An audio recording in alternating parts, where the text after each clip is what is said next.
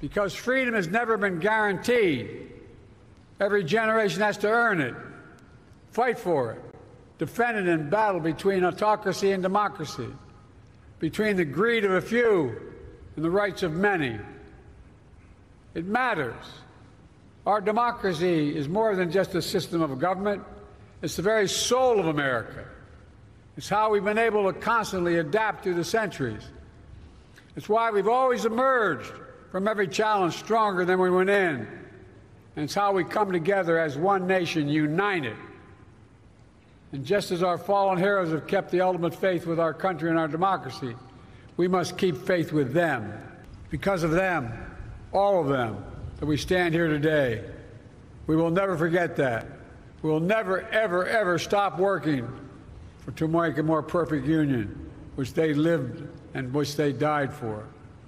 That was their promise. That's our promise. Our promise today to them. That's our promise always.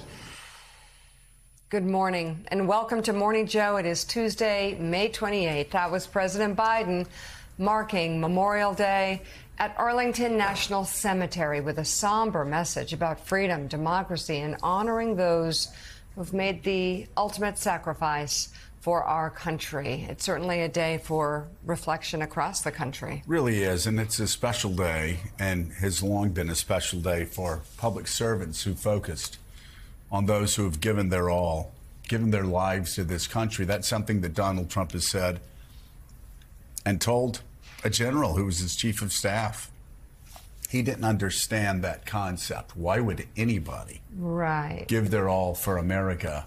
And of course, maybe that's why he marked Memorial Day by blasting, well, anybody who was opposed to him and various legal proceedings against him. In a post yesterday morning, Trump wrote in part, quote, "Happy Memorial Day to all, oh my God, including the human scum that are working so hard to destroy our great."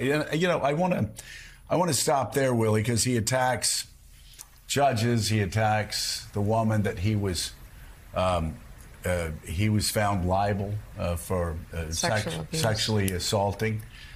Did all of that, and it just reminds me that on a somber day like that, reminds me what it was said by Ken Burns at Brandeis University, where he was talking to the students, and he told them, you know, how America came to be, how it's striving to be a more perfect union, just like President Biden said. But he said, choose values over vulgarity. And sadly, a lot of Americans are not following that basic advice and the basic values of being patriotic and being a good citizen of this country. And you've got to look to people who use holidays, whether it's Christmas or whether, you know, it's Thanksgiving or whether it's Memorial Day, a sacred day like Memorial Day for America, to attack, quote, human scum, defined by Donald Trump as anybody who doesn't support him. Yeah, that was an extraordinary commencement address by Ken Burns at Brandeis. We're going to play some of that coming up in just a little bit. So much in there, so much to say about our country, where we are, where we're headed, where we've been. Of course, he's such a good student of history. But yeah, I mean, Joe, what's disconcerting, I think, most about it is a phenomenon we've seen now develop over the last decade or so, which is the people who laugh and cheer along the show. Even yesterday, those posts, they view it as some kind of a troll and it'll upset us and we'll talk about it today.